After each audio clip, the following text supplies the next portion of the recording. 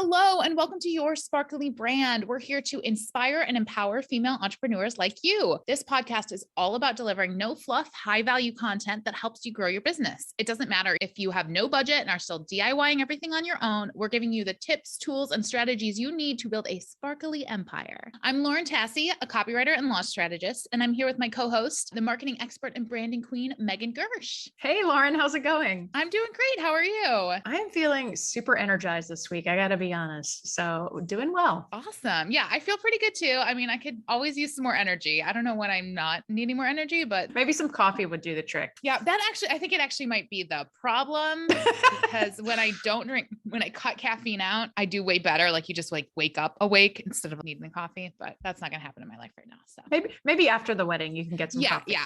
I think that's going on the list that's getting longer and longer of things I will worry about after the wedding. So awesome. What's your sparkly moment for this week? So this past week, I have been jumping back into my workout routine. And I know that it's not totally business related, but like all of that mindset and business stuff kind of goes hand in hand. So that's felt really good. Part of the reason that I've felt so energized over the last few days. And I just noticed that I just feel better during the day. It's easier to focus. It has all of these trickle down effects that I'm really enjoying. So that is my sparkly moment. Yeah, I totally agree. And we're going to do a morning routine episode coming up. I know it's on the schedule, but for me, even not working out, but just taking a walk in the morning, the difference in between how I am the rest of the day versus if I don't do that it's just night and day. Yeah, absolutely. So what was your sparkly moment? So I had a old client, from when I first started writing, I was remembering when I was working on this stuff for her, reach out to me and she wants to do a revamp of her website copy and some new product descriptions. And it's a client that I love. She's super fun and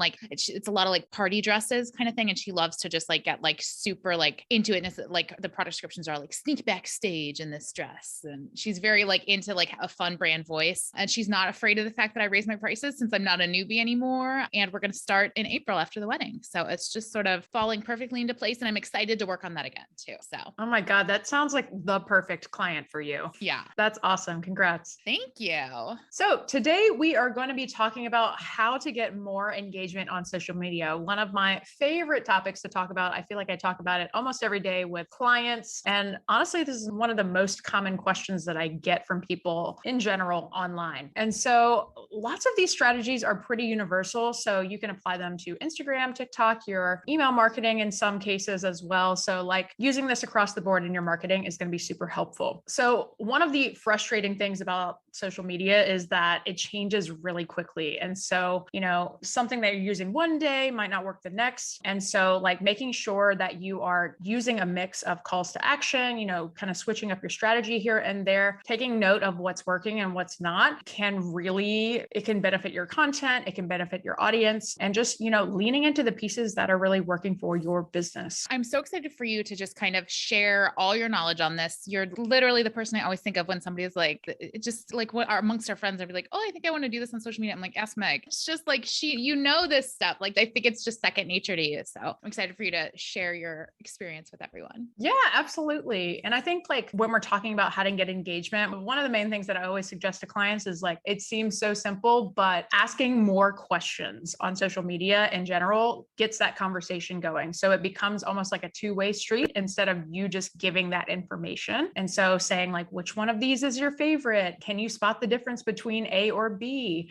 Who's next? If you're offering a service, who's next for one of these? What do you think of this new thing that I've been working on? These are the types of questions that you can ask your audience. You can use them in your captions, in your content itself, lots of different ways that you can integrate these. Yeah, I think questions are so great. And this is one of those universal concepts that works for a lot of marketing things. When I'm doing subject line for emails, more than half of them are always just questions because it starts this, it's called an open loop or something in your brain. And your brain just kind of automatically wants an answer to a question, just to resolve things, just to keep it tidy. So when you do that, when you have a question that actually people want to jump in and give an answer to, I saw somebody do something the other day. It was oh, what's a book you'd recommend about this, and people love to recommend that stuff. Like that's just that's so smart because it taps into identity too. It's like, oh, well, I have a great book recommendation, so I'm going to answer this, even though maybe I don't respond to a lot of stuff on social media. Absolutely. And one thing I want to add and you mentioned it just now in your examples too, is whenever you use the words you or your, there's a psychological thing that happens that it automatically grabs the attention of the person that's reading that message. And so I always try to recommend to folks to use you or your in the hooks of your videos or the subject line, whatever you're working on, so that it really grabs that person's attention. Yeah, that's super smart. So now that we've asked a question and some people have responded, like what's the best way to sort of take advantage of that and keep the conversation going? Absolutely. So if people are asking you questions, let's say in your comment sections on social media, I always recommend that you try to respond to as many comments as you possibly can. What I like to do is I like to set a timer when I'm responding to comments. So I'll say like, okay, for the next 10 minutes or so, I'm going to respond to as many comments as I can on my past posts. You can also, this is like kind of like secret sauce kind of strategy, but like I like to respond to comments in my kind of like in between moments. And so let me explain like what that means. So like if I've ordered a coffee and I'm like waiting for the barista to give me my coffee, that's like an in between moment. Or, if you're waiting at the bus stop or something like that, where you're just not doing anything, you normally would be scrolling, you can use that time to respond to comments and kind of be productive with that time. Another tip that I'll give you too is that some social media platforms do have desktop versions where you can respond to comments and respond to messages and stuff like that. And so for a lot of people, responding on a computer is a lot faster than responding on the phone. And so definitely make sure that you check out to see if you have access to those features on your account and leverage some of those features, just because that can save you a bunch of time. Another great strategy too is to do video replies. So TikTok has this feature and it's such a fun way to engage with your audience, just because number one, they feel like they're getting like a personalized response from you, and they are, right? So that's like, like that's you reaching out to them kind of on a personal basis and answering their questions, so that, it helps to build that bond and build that trust. And two, with video replies, you can really get a lot more across than you can in like a text. So, people can see your facial expressions. You can express more with your hands. If that's something where you communicate a lot with your hands, you can put on costumes, you can act something out when you're responding to them. There's just a lot more room for expression when you are responding to someone in that way. And finally, if somebody is commenting on your post, if it's appropriate, responding to them with a question can also be super helpful. So, asking someone in response, like, was this a helpful tip to you? Or would you use this strategy in your business? Or, thanks so much for your comment on this. Which one was your favorite? That helps to keep the conversation going. Again, this is going to drive up that engagement on your post. I love that. I think the video replies too, like so many people probably are asking the same question in their heads and aren't writing it down, aren't engaging. And so it's just tapping into even more of like knowing who your audience is by doing that. So that's super smart. Yeah, absolutely. I love video replies, and I love getting video replies too. Like as somebody who's in the online space, like you always feel like, oh, like this is super cool. Like I got a response from somebody that I really respect or something like that. So yeah, they can be fun. So to take us into our next topic a little bit, and this is, I feel like this is like our number one marketing tip is always just talk to your audience and find out what they want to hear about. So how can we do that when it comes to getting more engagement?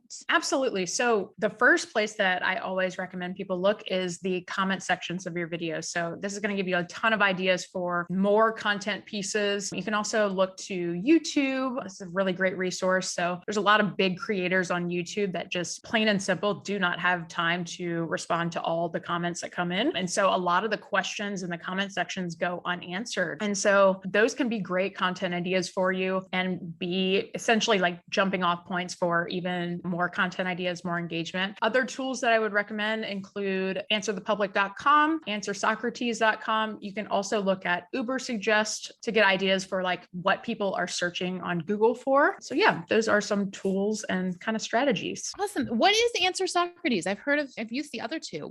That one's new to me. So it's almost the same as Answer the Public. It's essentially a collection of questions that people are asking online to Google, other search engines, that kind of thing. So it pulls in the most asked questions around certain keywords. Cool. So one other tip that I like to give clients is that it's super helpful when you are, especially when you're creating like video content or something like that, to make sure that you feel like you're talking to one person. This is kind of a universal kind of rule in marketing. Just people need to know that you are speaking directly to them. And again, the more specific you can get when it comes to speaking to their pain points or pleasure points, and really talking to that one person and not saying like, hey guys, or like, hey you all, hey y'all, any of that kind of thing, and making it very pointed to that one person, it's going to feel more personal. So something that like always gets my attention, I've especially lately just had so much going on that I try not to spend too much time on social media, but especially like TikTok too. Whenever somebody like gets all fired up about something, or they're saying something that is not what everyone else is saying, that unfortunately is what's going to suck me in. So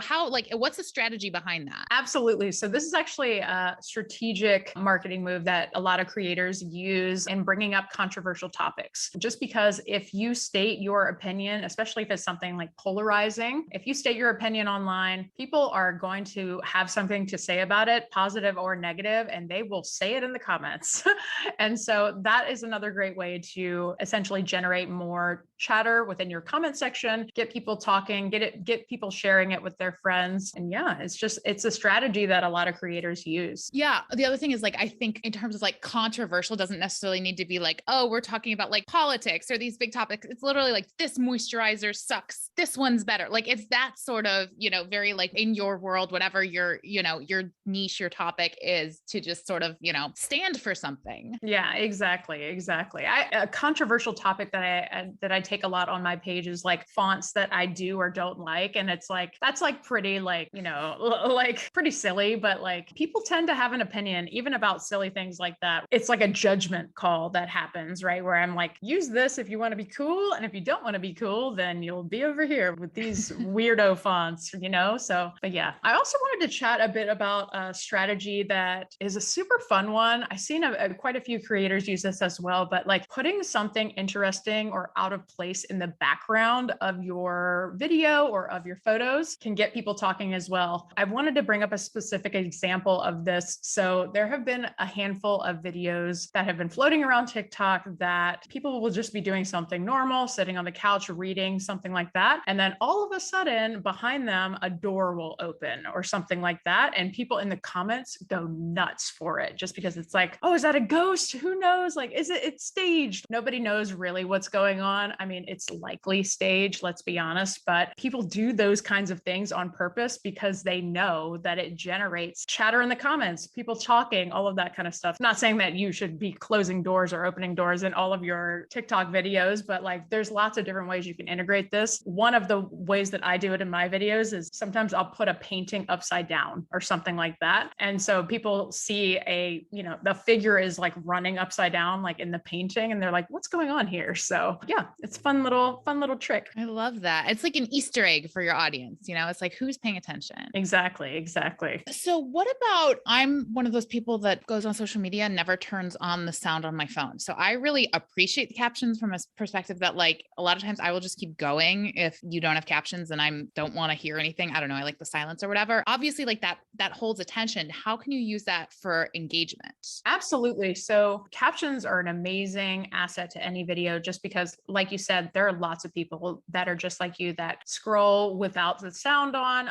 There's varieties of reasons for this. Maybe you haven't gotten up yet. You're still in bed with your partner and they're not awake yet. And just, like you're just scrolling without the sound on, or maybe you're just in a room where you're not in a position to have the sound on. But captions can be super great because I've seen a lot of creators that use them in a way where they intentionally misspell things for engagement. They are just like a factor that keep people engaged in general, just because it's one of those things that keeps changing on the screen. So anytime that something changes, that's going to keep us engaged just because it's like a visual change on the screen. So yeah, lots of creators use them also to essentially like give additional information as to what's going on in the video. So like, if they didn't include something in the actual speaking of the video, they can be used to give additional information as well. But using captions is something that I always recommend to clients because it's a great way to make your videos super accessible to everyone. Yeah. One of the things I think too, like with captions, when there's something misspelled, whether it's intentional or not intentional, and just the software isn't picking it up in the right way, is like, it creates that dissonance, right? It's like, oh, something's not right there. Maybe I have to tell her about it. Or maybe, maybe somebody else sees how funny this joke is too, because it's supposed to be this word, but it's really this word, which makes no sense. So yeah, I totally see how that would, again, it's like that open loop, just kind of drawing you in thing. Yeah, I've seen a handful of creators like put very controversial words like as their misspelled word in the caption. So they'll say like mistake and it'll go to something else that's like clearly that's not what they meant in the video. So yeah, it can be a fun thing to play with. Well, that's all we've got for today. You should pick 1, 2, 3, all of these strategies and implement them into what you're doing on social right now. Meg just gave us so much good stuff. Give it a try and see where it gets you. So thank you for listening. And did you know that you can now rate podcasts on Spotify? So if you enjoyed this episode, we'd love it if you left us a 5-star rating wherever you listen to podcasts. Thanks so much for listening. Until next time, stay sparkly.